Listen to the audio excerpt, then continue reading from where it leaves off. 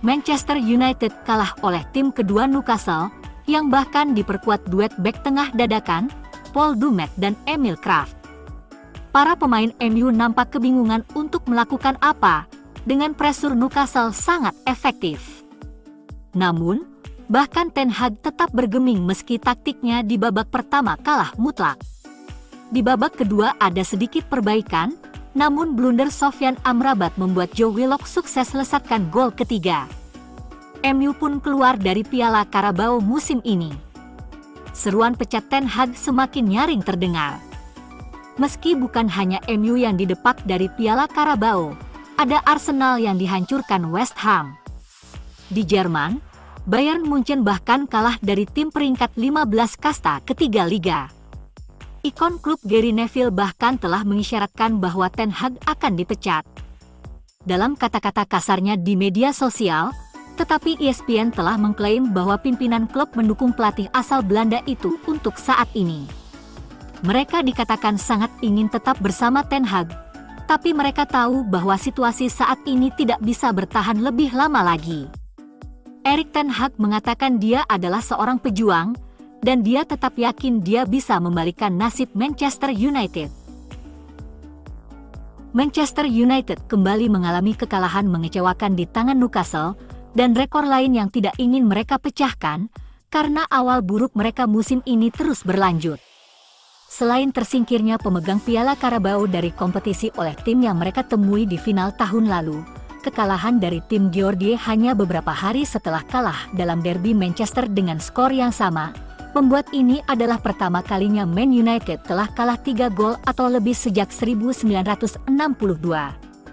Sebagai gambaran, meski klub kembali bangkit sejak pengambil alihan mereka, itu adalah kemenangan terbesar The Magpies di Old Trafford dalam lebih dari 100 tahun, dan juga menyaksikan setan merah menandai kekalahan ke-8 mereka.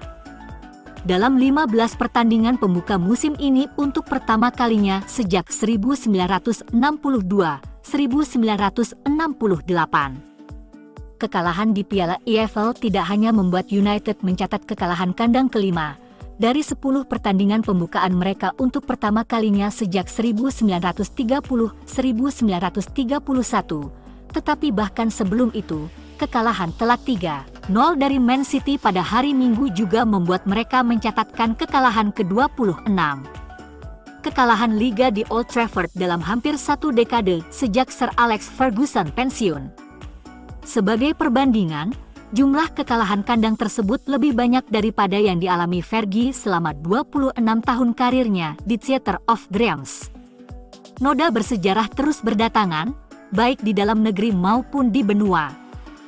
Ketika Galatasaray mengalahkan MU di Old Trafford bulan lalu, itu adalah pertama kalinya tim Turki memenangkan pertandingan di tanah Inggris selama 117 tahun mereka sebagai sebuah klub. Itu juga merupakan gol tandang pertama yang mereka cetak di Liga Champions sejak 2015.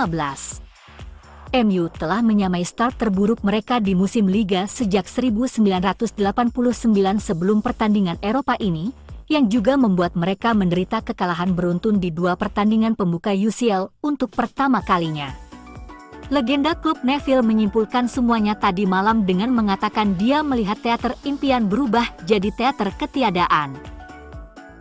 Penampilan Manchester United yang tidak menentu di Liga Utama Inggris musim ini, ditambah dengan penampilan yang tidak meyakinkan di kompetisi piala, dan ketidakpastian mengenai kepemilikan klub, telah menciptakan badai besar bagi salah satu klub terbesar di dunia. Periode turbulensi terakhir ini membuat manajer Erik ten Hag berada di bawah pengawasan ketat atas penampilan dan gaya permainan timnya yang lesu. Faktanya, sulit untuk mengidentifikasi apa yang terjadi di United sejak kepergian Sir Alex Ferguson. Terdapat 8 manajer sejak pensiunnya pelatih legendaris asal Skotlandia itu, dan selain dari pengangkatan trofi secara sporadis, tidak ada satupun yang menginspirasi pengabdian para penggemar seperti pendahulunya yang terkenal. Dan mereka juga tidak pernah membawa United kembali menjadi tim penantang gelar sepanjang dekade sebelumnya. Masa jabatan Ten Hag baru berjalan 1 tahun, dan meskipun musim pertamanya menjanjikan, performanya mulai memburuk lagi, sebuah pola yang sudah sangat familiar bagi para manajer United sebelumnya. pelatih asal Belanda berusia 53 tahun ini harus menghadapi banyak masalah tak terduga dalam masa jabatan singkatnya sebagai manajer. Keluarga Glazer, yang mengambil alih klub pada tahun 2005, telah membebani United dengan hutang sebesar 613,3 juta pound. Meskipun mengumumkan rekor pendapatan untuk musim 2022-2023, menurut laporan tahunan klub pada tahun 2023. Terlepas dari apa yang terjadi di luar lapangan, Ten Hag menyadari bahwa kebisingan sangat berdampak pada para pemain. Para pemain Manchester United telah menerima tawaran aneh dari situs OnlyFans menyusul kekalahan memalukan 3-0 dari Newcastle. Sang juara bertahan tersingkir dari Piala Carabao di Old Trafford setelah Miguel Almiron, Lewis Hall dan Joe Willock semakin meningkatkan tekanan pada Erik ten Hag setelah kekalahan derby dari Manchester City. United kini telah kalah 8 kali dari 15 pertandingan mereka di semua kompetisi musim ini dan berada di tengah periode yang suram. Ada banyak masalah di luar lapangan dan laporan mengejutkan dari Daily Mail mengklaim bahwa para pemain United mengeluhkan perlengkapan Adidas mereka. Andre Onana diyakini telah meminta versi replika kaos kipernya yang lebih longgar.